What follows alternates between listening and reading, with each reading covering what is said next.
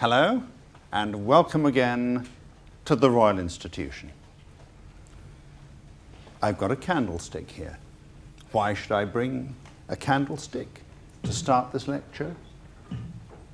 Well, this candlestick was made in Sheffield, where I come from, in the year 1833. And that was when Michael Faraday, from this very bench, gave the first of his Christmas lectures to you youngsters. You'd be dressed a bit differently, but to you youngsters, and it was the first time that he'd lectured on chemistry, which is my subject. And I have another reason for bringing this candlestick with its candle, because the candle is a beautiful spiral, and we shall see a lot of spirals in this lecture, and also I need a flame.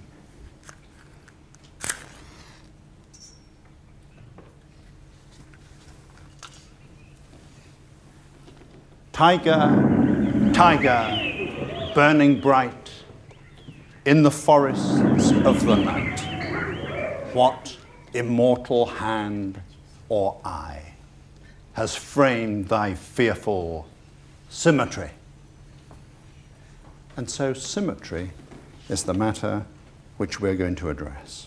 Now, why should Blake think that symmetry was fearful? Because on the whole, we approve of symmetry. We approve of symmetry. And what I want to plant in your minds is the idea that symmetry is actually rather boring. In fact, I'm going to suggest to you, like Victor Hugo, because he said, symmetry oppresses the intellect. And I agree with him. I want you to become all lovers of asymmetry, because it is, in fact, asymmetry upon asymmetry that we depend. And I want to suggest to you that, in fact, asymmetry stimulates the intellect. So in these lectures, therefore, I want to deal with this matter of asymmetry, chirality. All of these lectures are about chiral objects. Some of them are objects, as we shall see today, and many of them, very importantly, are molecules. But then let us think about, first of all, the environment in which we live. What about our universe? Well, there are problems, of course, about examining the chirality of the universe. Now, here in the Royal Institution, we have an incredibly expert team of technical people who can really make anything you want happen. It's just marvelous. But there are problems with bringing planets and Jupiter and Saturn into this lecture theatre. It's just, well, they say we haven't got long enough to make it happen, and so what we're going to do is just reduce the scale of the universe just a little. And here we have it represented here in the form of an orrery. This is a Victorian model of the universe, so that people could turn the handle and watch the rotation of the Earth and the moon going round it. There's the moon, and I'm going to turn a little bit more so that the moon reappears, otherwise one would get the impression that it never set. There we are, and we can see the planets revolving in their courses, and that is an asymmetric matter, because as it happens, they're all moving round in a circle towards the left. Now we're talking a great deal about symmetry, and for the first part of this lecture, I really want to take you on a light-hearted journey. It's really a chronological journey where we stop off at various places and see various aspects of chirality. And then we'll finish off by having a look at the chirality of natural things, animals and plants. And then we'll get the first hint, I hope for you, of how their chirality or handedness is controlled. So let's start off, first of all, by having a look at spirals, because you need to get used to spirals. It's really very important. I'll just step over your feet there. Good. Now, here are a couple of spirals. These are made of Sheffield steel. You might hear one or two little plugs for Sheffield on the way. I strongly feel that if Bill Clinton can give his hometown a plug, why shouldn't I? Okay, so if we take this spiral, for example, we can move round the spiral to the left, and in this one, we can move round the spiral to the right. Now, one of the things that a lot of people don't believe about spirals is actually this, that if you turn them upside down, like so, that doesn't make any difference, actually. When we go round that spiral, it's just the same as we had before. Likewise, if we turn that one up, it doesn't make any difference. A spiral has the same chirality whichever way you look at it. And so that's an important matter for you just to keep in mind. Now let us go back from the present time. Let us go back 5,000 years. 5,000 years, and we're in the Judean desert. We're very close to the Dead Sea. And we're in a little dry cave halfway up the mountainside above Nahal Mishmar, which simply means the river Mishmar. It's in the valley of the Mishmar. And there in 1960 was found by a group of Israeli archaeologists what is called the treasure of the cave. And what this consisted of was a whole lot of artifacts made of copper, and the archaeologists could not deduce what these were for. There were about 300 of these artifacts in the find, and they were of various sorts, but 82 of them consisted of these little staffs. These are actual size models of the Mishmar treasure, and of those 82, 41 of them had spiral markings. Clearly you can see here, it's a very strong left-handed spiral.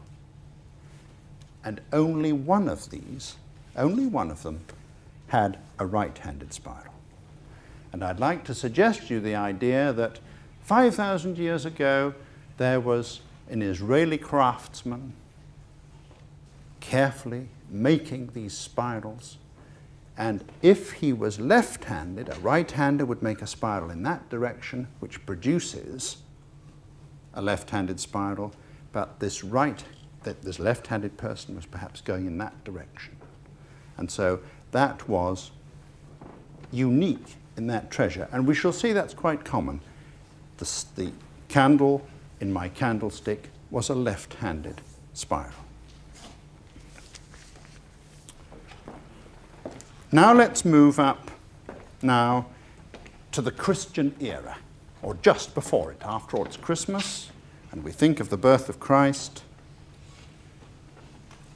In Roman times, dice were familiar even then. We're going to talk about dice.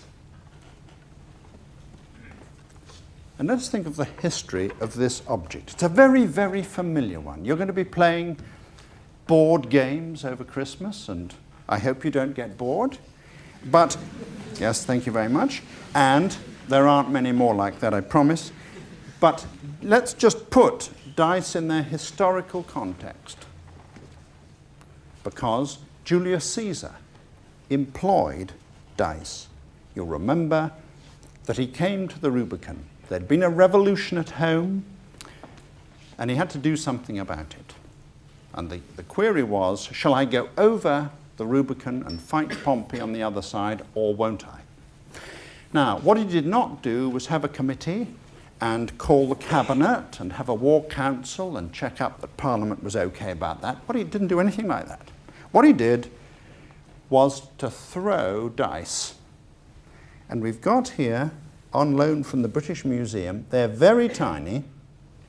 These are Roman dice. So those are 2,000 years old. And they're just like the dice that we have. So we can imagine Julius Caesar throwing the dice and perhaps getting a double six, and that must have been the signal, okay lads, we'll go across. But let's look at what the structure of a die actually is in a little bit more detail. Now, I've just to show you so that you can see what's going on, I've got a die which is just a shade bigger than those.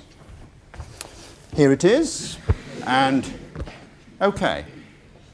Rule 1 of dies is that opposite faces have to make 7. Okay?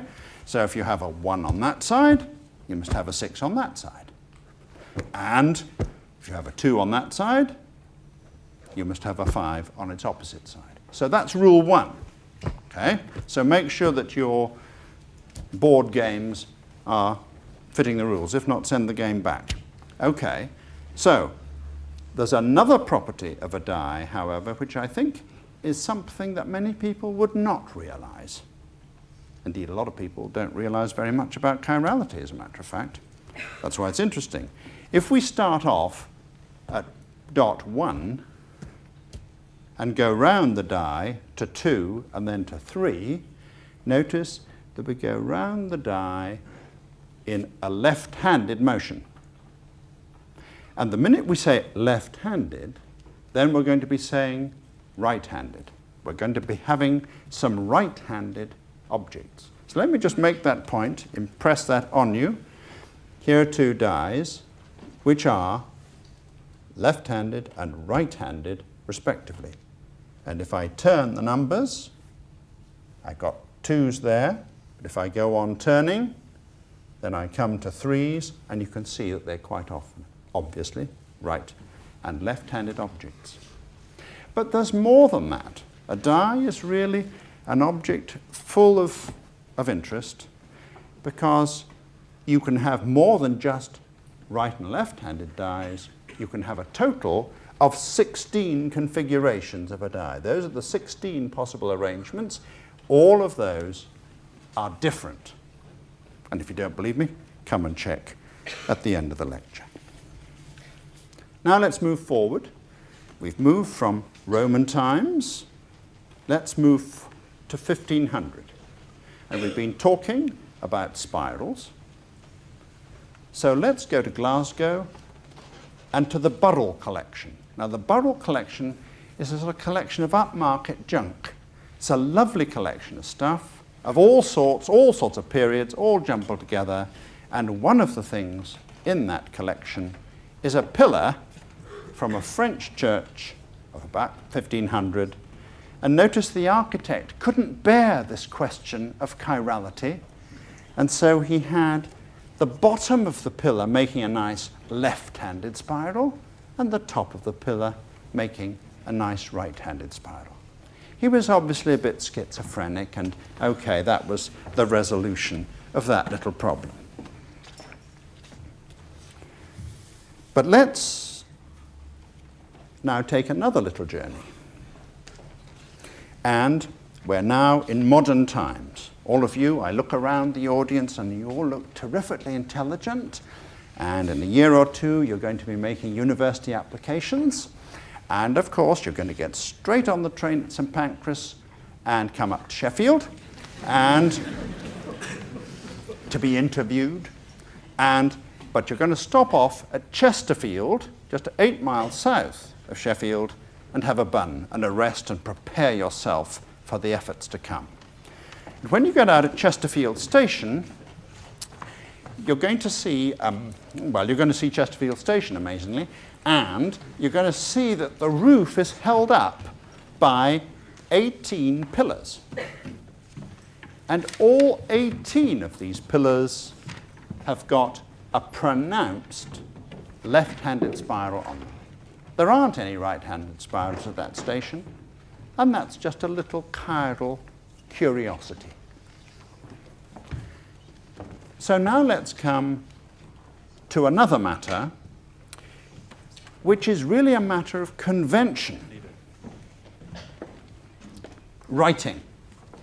We're all very used to writing, and if we're writing in English or German or French, we write from left to right. Perfectly familiar. But that's not true of all languages. And just to show you that the very act of writing is itself a chiral matter, a handed matter, we've got 2 members of the audience who write their native language in the opposite direction. So will you come down? Thank you very much for coming and giving us a hand just to show this point. May I know your name? Shabram Kadir. Shabram Kadir. Thank you very much. And? Talia Posner. Talia Posner. Hello, jolly nice to meet you. Now, we've got a problem with shadows here. Can I just ask you to stand there? And then, Talia, will you write on there? Just write us something. You're going to write in? Arabic. Arabic. I'm sure Right. Right. Right.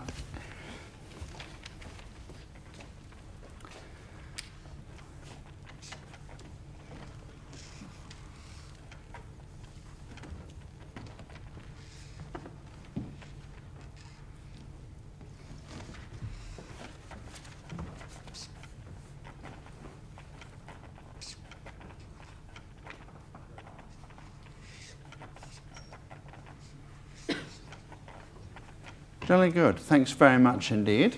Why not come round here so people can see what you've written in the audience? What does that say? Anna Yamanawi, which Yes. means I am right-handed.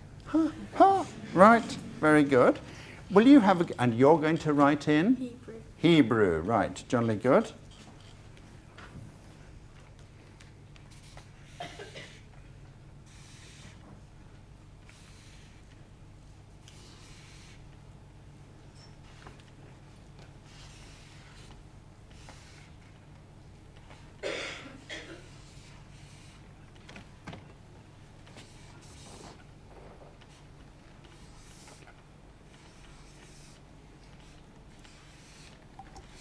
Jolly good, you nearly ran out of paper, didn't you? Super, thank you very much. Just why not stand there and just so people can see what you've written. And so we've got both of these languages running in that direction. What did you write? Korim Li Talia, which means my name is Talia. Jolly good. Thank you very much. Thank you very much for coming and showing us that. But now, in fact, these are both sophisticated forms of writing. And also, so of course, the languages like English and French and German, so on that we're talking about, these come later than the very earliest form of writing, which is called boustrophedon writing. And this is this sort. I'm extremely skillful boustrophedon writer. And this is what you do. You just take your pen and you go along the page there and you come back that way. And you go that way, and you go that way. See, as you can see, it requires great skill. But the point about that is that boustrophedon is the Greek for ploughed field. And so in the earliest scripts, they just kept going. When they came to the end, it just went back. And you may say, well, of course, we've forgotten all about ancient technologies of that sort. Wrong. The highest tech writing is now done boustrophedon. If you have a high-tech, high-speed printer, a high-speed printer comes along and it doesn't want to waste time moving the carriage back and not writing, so it just goes back along the same line. And so things come full circle, as they often have the experience of doing. Okay, so let us go on now to another matter connected with writing, and that's words. Word games. What about word games? And you could ask the question legitimately, what have word games got to do with chirality? Well, they've got this to do with chirality, and that is palindromes. Here's the first one. A man, a plan, a canal, Panama. That was coined by James Thurber, the American humorist, and of course they're pretty good with words. He was delighted with that one, and of course its central letter is C. Now, wherever I go in the world, I like to collect palindromes because they do have an interest. And my next palindrome is a Serbo-Croatian palindrome. So that's, I do apologize to all the members of the audience who've got a working knowledge of Serbo-Croat, because you'll know what I'm talking about here. I don't know a word of it, I should say. This one means the lady that hangs out the washing cuts off the duck's head. Now, you may be saying to yourselves, well, that's not a terrifically interesting piece of information, and I would have to go along with that. I think what it does tell us about Serbo-Croat is an extremely economical language, because it gives us a lot of information with very few letters. But really, the most delightful of all palindromes was one which was discovered in Cirencester in about 1890. And this is the Cirencester palindrome, which is engraved on this tombstone-looking construction here. And this, I just need to take you through this a little bit because it may not be immediately obvious to you. If you read along the top, it says Sartor, but it also says that going down. Okay? And likewise, if you come up at this edge, then you have Sartor again. And so you've got really this series of five-letter words are really very interesting from their symmetry point of view. So that, for example, when we read down a repo, then a repo also reads there, and so on.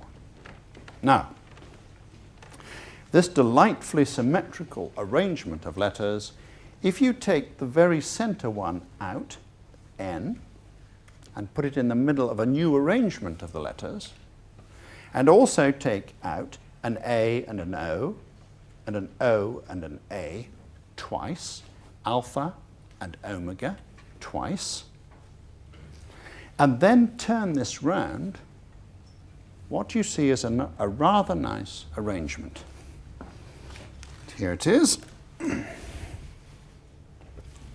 What we have here, in the form of a cross, the remaining letters form paternoster in two directions, crossing, and here are our two alpha and omega arrangements. And that's just all with letters. So we get this nice, pleasing arrangement. Now, that's palindromes with words. And I told you that we were going on a little cultural trip. And our cultural trip now goes on to music. What about music?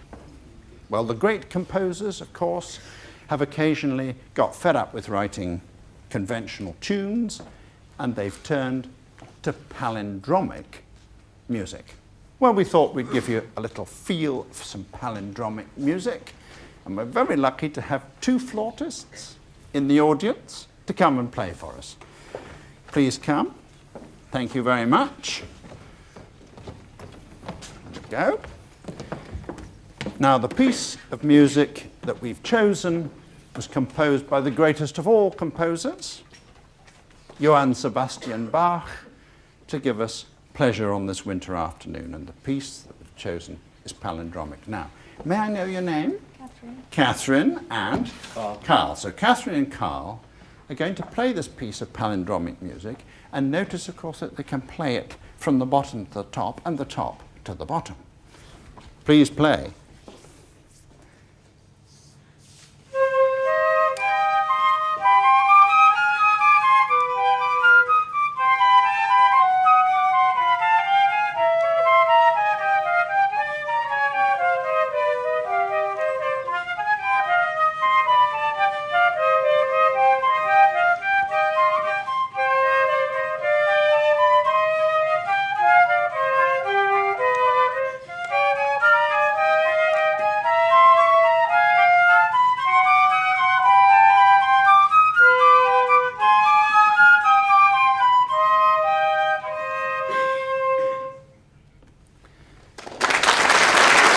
Very good.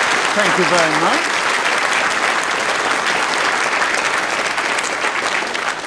Now, of course, half the audience don't believe that you can read music upside down. So just to prove that it's all right, will you give us another little go, but swap places? Thank you very much.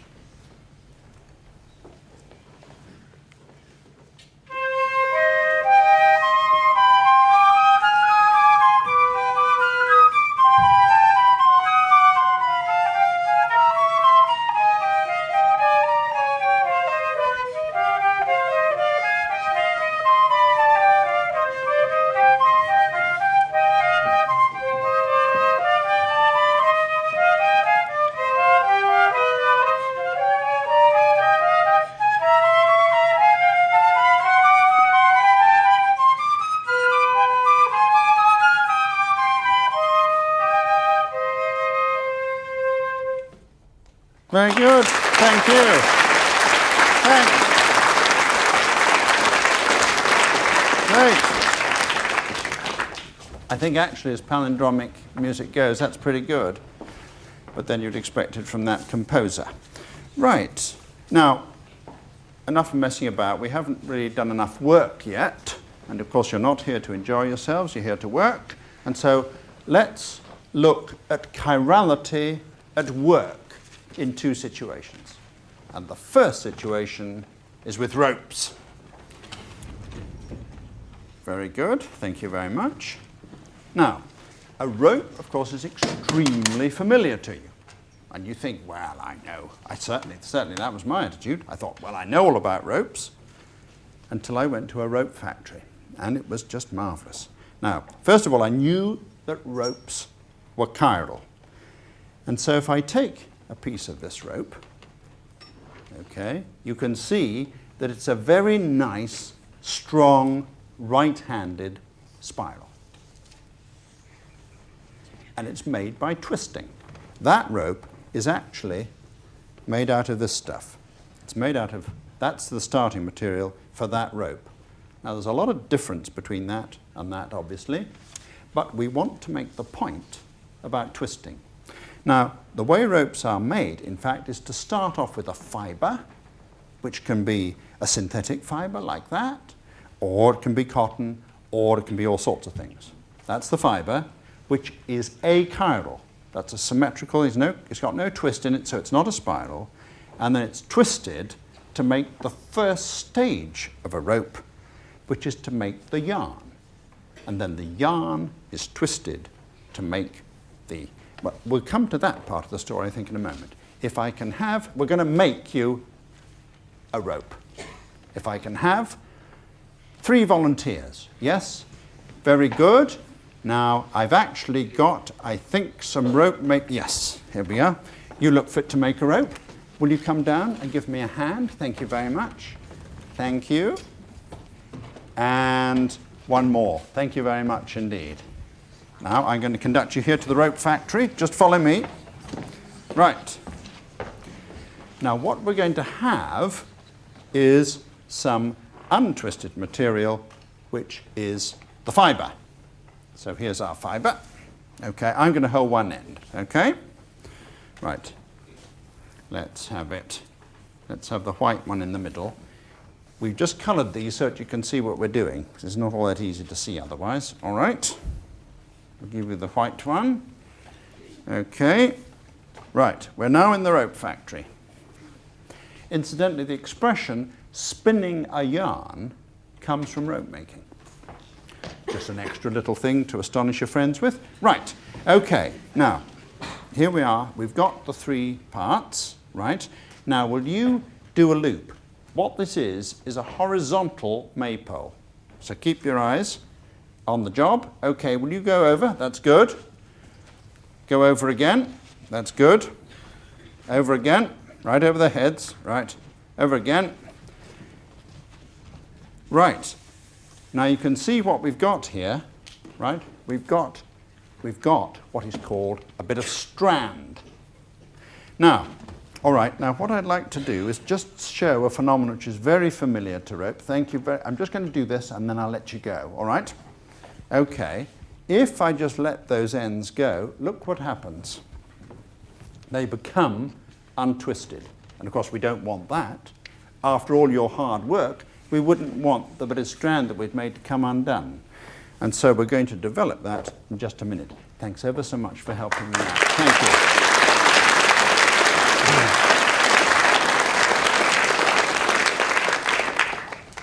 What is actually done is to take that strand that they've made and they twist it one way, because the trouble is you need tension in a rope to keep it firm.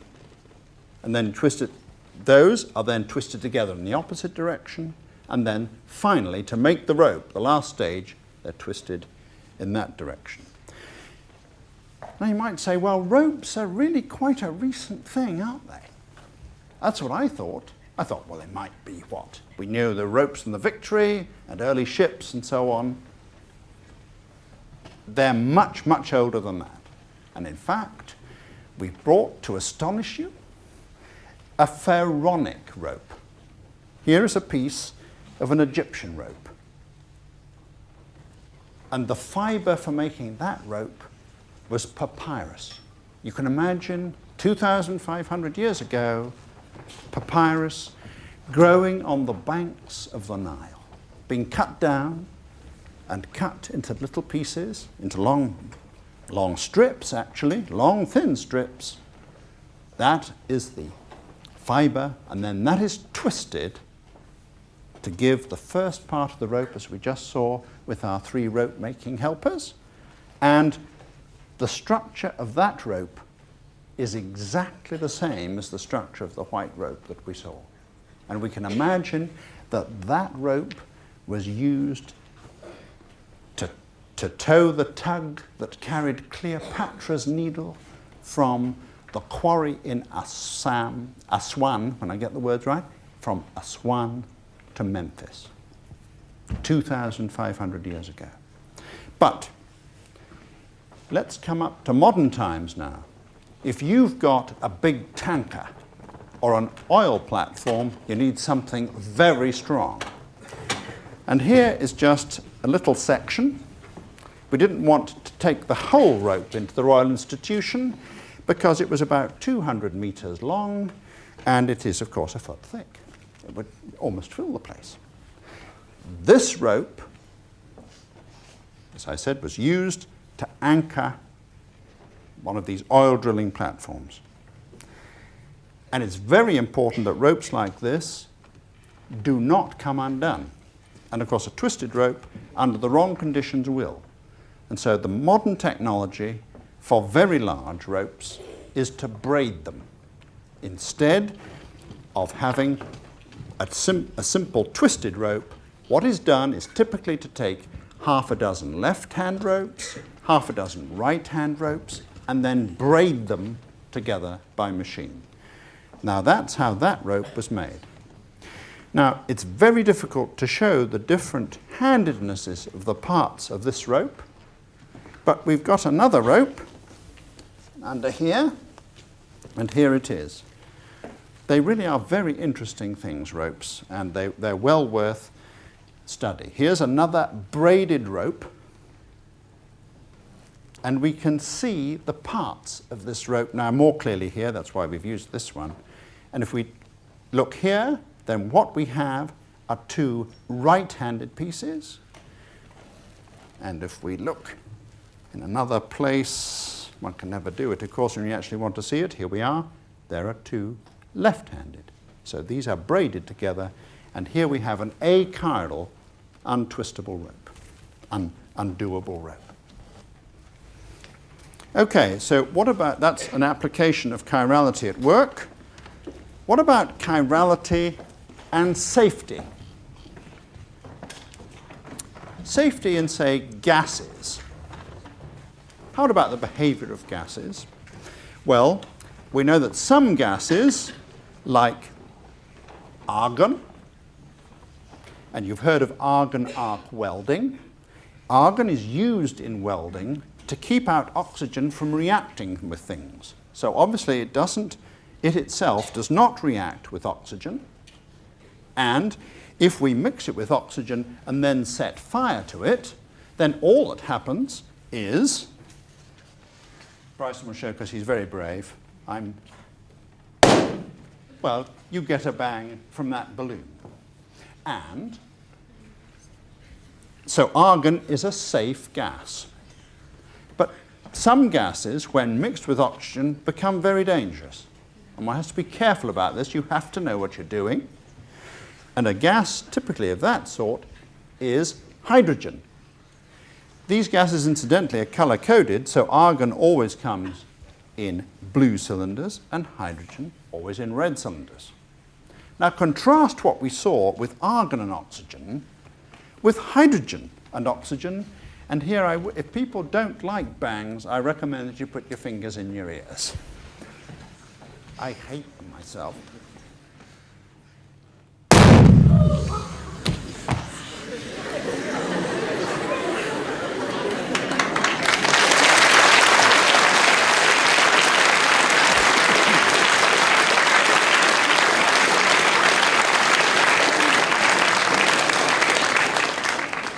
That's chemistry. Right, now how do we know what we're doing? How can we separate those two by chirality? And the answer is in principle simple but very important, and that is by screw threading. Gases are let out of cylinders with cylinder heads. That's a cylinder head. And what you do is you screw your cylinder head into the top of the gas cylinder. And notice that I can get that to bed in. Yes, that's bedded. By turning that nut to the right, just to convince you that that's true, we put on the spanner and turn that way. And I'm turning that round to the right. So all gases which are not inflammable when mixed with oxygen are stored in cylinders with a right-hand thread. And by contrast, all cylinders which store gases which are inflammable with oxygen are stored in cylinders with a left-hand thread. When I can get that thread to bite. Yes, she's bedded. Now to get that cylinder head in, I turn round with my spanner in that direction. And so that's an important aspect, and it's actually quite a common aspect in other applications of putting chirality to work. Let's go away from the artifacts that man has created to the natural world. What about that? Well, let's look at some animals first. And what do we think of when we think of chirality and animals? Well, let's look at a specific animal first. And we have a macaw to visit us. Note the fearsome beak of this bird. Hello, thanks very much for bringing him along. Very nice to have you with us. What's his name? Basta. Basta. Okay, Basta. Basta is looking suitably hungry, and I'm keeping well out of his way. But what we really want to test, and I should emphasize here, you cannot do animal experiments in public in the Royal Institution with single individuals. Psychologists and people would have a fit if they thought this was proper research. But it's just to give you an idea of the handedness of animals. Okay, would you give him a nut? Because what we want to see is what leg he stands on and what leg he eats with, right? Jolly good, thanks very much. Yes, okay. So he's standing on his left leg and handling the nut with his right. And he looks more relaxed than he did when he came in. Very good. Thank you very much indeed for showing us that. Right. Super looking bird. shell. We've got a four-footed friend as well. And so that enables us to check pawedness. Okay. And we have a dog handler from the Metropolitan Police. And, hello, good afternoon. Thank you very much for coming. May we know your name? I'm Constable Neil Aitken. Neil Aitken. And dog? And this is Police Dog J. Police Dog J. Okay, thank you very much for bringing him. What we'd like to do is to check pawedness. Now you may think that's rather a silly thing to check, but it's actually interesting because we saw the parrot, for example, was highly specific about which paw. Okay. Now, would you like to come and do a little experiment for us? Thank you very much. What's your name? Timothy. Timothy. Okay, Timothy. Now, what we want to do, and he's very good, because I checked him out. All right, he's very, very good. Would you like just to see if he'll shake hands with you? Try him out. So he's a left paw. Okay, so that's a simple little experiment. Just a moment, because we want to do science, you see here. This is the crucible of science, and we must be careful. Just see if he'll also do a right paw with you, will you? Yes, he will, you see, all right. So, thank you very much for coming and helping us with that. Thank you. And thank you very much for bringing it. Super, thank you. And that, I hope I gave you a little element of what one must be careful in science, and that's not just to do the experiments that suit the result that you're expecting to get. Okay, you've got to be fair about this matter. All right, now, you could say, well, I mean, parrots and dogs, they're not much like us, so what about choosing an animal that is like us? And here we have... Yes, hello, thanks very much for coming. Come on up here. Hopla, very good. What's your name, please? My name's Michael. Michael, and? This is Mandy. Mandy, okay. What sort of a monkey is Mandy? Pigtail. Pigtail monkey, right. Now, we've just been explaining for the other animals that, and how old is she? She's 13. 13? Yep. What's the lifespan of a It's about 20 monkey? years old. 20, right. Okay. Now, what we wanted to check with Mandy is whether she would use one hand rather than another for say, doing something like eating, for example. Yeah. Okay. All right, so from that, giving her a nut from that side, she would appear to be a left-hander. Left-hander, Would that yeah. be fair to say? I'd say so, yeah. All right. Is it possible to check her Yeah. other hand? Have you got two peanuts? Okay, so it looks as though under pressure she'd actually use either. Is Yeah. that right? Is that your experience of her anyway? But yeah, she normally uses both. Both anyway. Which one That's one fine. should get first? Righto. Thanks very Okay. much for coming Thank you. to help us. Thank you.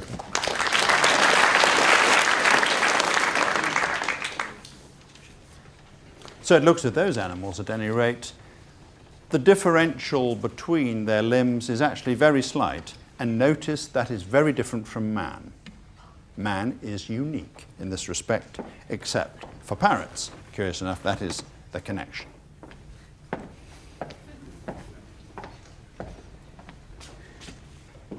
Right, now another type of animal, which is chiral, by virtue of its structure, and that's the structure of its house, as a matter of fact, is the snail partula. Now, these are very small, and so I think you're going to have to look on the monitors to see the point that we want to make. But a very interesting point about these snails, and we're most grateful to the London Zoo for bringing partula to see us, and us to see partula. They've been very patiently waiting all day. And these are interesting because we have populations of partula, part of which are right-handed. They have right-handed shells, and part of which are left-handed with left-handed shells. And these populations of right and left-handers are genetically separated because they cannot mate. a right-hander will not mate with a left-hander. Never the twain shall meet, and so you have a genetically separated population. So in a sense, that's chirality in selective biology.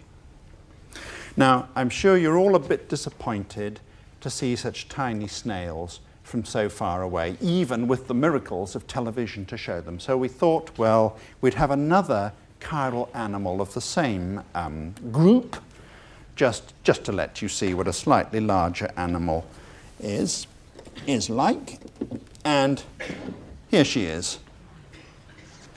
She's a little bit shy, but she'll cheer up in just a second. It's moving her actually that does it. Now, what about shells?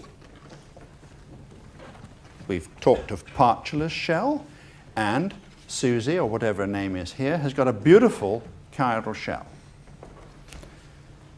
And that's a left-handed shell. And we've talked about right and left-handed shells, but what about populations of shells like this?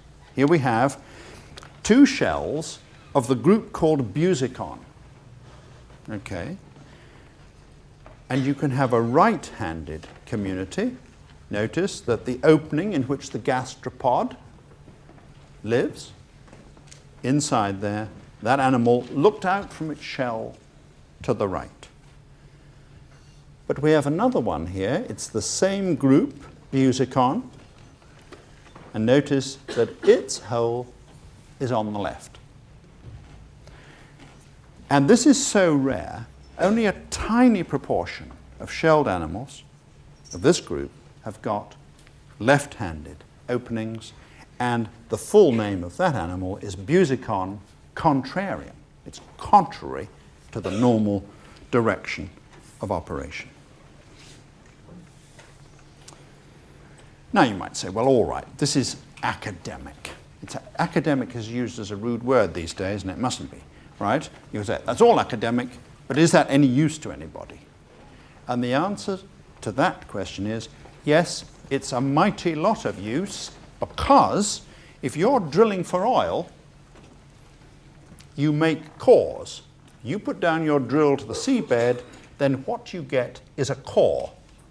Typically, 6 inches in diameter or so, and that gives you a vertical representation of what the nature of the seabed, or wherever it is with time, as a function of time. And you can tell from the content of such cores the history of the Earth as a function of time. That's fine, and that's very important in trying to help you decide whether there's going to be oil in that region or not. And remember, it's no mean business taking cores of that sort. It's estimated they cost millions of pounds per hole. And so you have to be very careful about what you're doing. And so anything that will help you to increase your chances of getting oil out is going to be attractive. And extraordinarily enough, one of the parameters that you can use is the population of right versus left-handed shells. And we can show you that in a typical core. We see a population of these shells. These are very, very minute shells. These are tiny. But there is one, handedness of shell, and then there is the opposite, handedness of shell. And you can tell by the proportion of those what was the thermal history of the seabed, and that is one of the parameters which you plug into your equation. Now, what about other chirality of animals? Well, horns are extremely familiar, and so we thought we'd bring for you to see just a little pair of horns here. This is the skull of Marco Polo's sheep, a formidable pair, as you can see, and it's really, I have the greatest difficulty in lifting a skull of that sort. It must weigh something of the order of 60 pounds, and you can see straight away that these horns are beautifully chiral, a lovely right-handed spiral on that side and a left-handed one on that. And you can see the need for very, very precise balance. You can imagine this animal stalking through the forest or whatever, wherever Marco Polo's sheep have to be very careful, not merely because where the ends of its horns were going, but to have balance across the skull. So balance in that type of situation is very familiar in nature. But as I said at the beginning, lack of balance or asymmetry is actually more interesting. And I want to take you now to the Arctic. We're in the Arctic Ocean, and the inhabitants, some of the inhabitants of the Arctic Ocean are extremely interesting. They are the narwhal, which is a small Arctic whale. And you can see here, that's about 15 feet from the tip of its nose to the tip of its tail.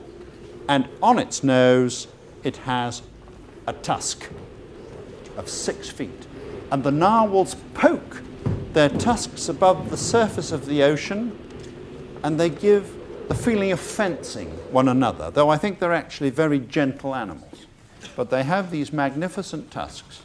And for any chiralophile, as I hope you're going to join me all in becoming, we have this lovely tusk, 6 feet plus high, with a lovely left-handed spiral. And narwhals only grow left-handed spirals. There is no such thing as a right-handed spiral, whereas in Marco Polo's sheep that we saw, of course, we have balanced spirals. So it's actually a very unique object. And one of these came to the court of Queen Elizabeth I in 1600. Now, she paid £10,000 for it. That's about £3 million today. And you could ask yourselves, what would anyone pay £3 million for a narwhal tusk for? Well, I'll tell you. It was thought that the narwhal's tusk had a special property, namely that of purifying food. And you think that might appeal to some takeaway places these days, but certainly it was very interesting in medieval times because, of course, poisoning people, particularly in the higher echelons of society like kings and queens, was a field sport. And so this was really an anti-poisoning insurance policy for Elizabeth I. So all you had to do, you see, was to pull out the narwhal tusk and poke it in the rice pudding, and you'd be quite sure you'd come to no harm in that way. Right, we're almost at an end, and we're used to having plants. Spirals are very, very common in plants wherever you go. And here we have a lovely Japanese plant. This is the plant Spiranthes. This picture was sent to me by a fellow Japanese chiralophile. And this is a close-up. It's quite a small plant. This is a close-up of the plants in a field. So these are side by side. And notice, look at this lovely spiral of florets here. Notice this one is a nice right-handed spiral and a nice left-handed spiral. But that sort of balance of symmetry, of chirality, is actually quite unusual. And so let us turn to a very familiar plant, the bean. There are very many spiral plants, and of course when you're feeling full up with Christmas pud on Boxing Day, and mother and father are fed up with you, and they turn you out of the house, go looking for spiral plants, because they're extremely common. And the bean is a lovely example of this. Notice the fact that you've got its spiral stem going up the support. And of course it has to cling on to the support, and it puts out tendrils. And this is something for you to keep an eye on. It puts out tendrils which poke out straight. The tendril is initially quite straight.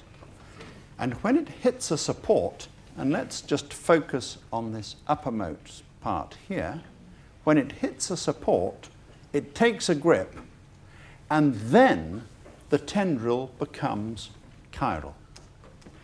Notice this lower part here, where there's a little right. The first part is a little left-handed spiral, and then the upper part is a little right-handed spiral, and there's a straight piece in between. Never that be said that there's not a resonance between the growth of beans and the double spiral French pillar that we saw as an artefact. It's exactly the same situation here. And there's no doubt that this arrangement has the effect of pulling the bean stem close to its support. And that, of course, is a very important matter. It's important for a climbing plant to get supported as soon as possible.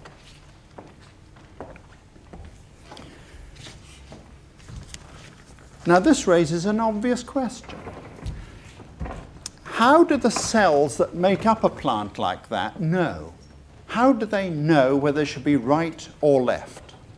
How do they know what they should be doing? And that really is a most important matter. The control of biological material, which of course includes ourselves, is due to one specific molecule.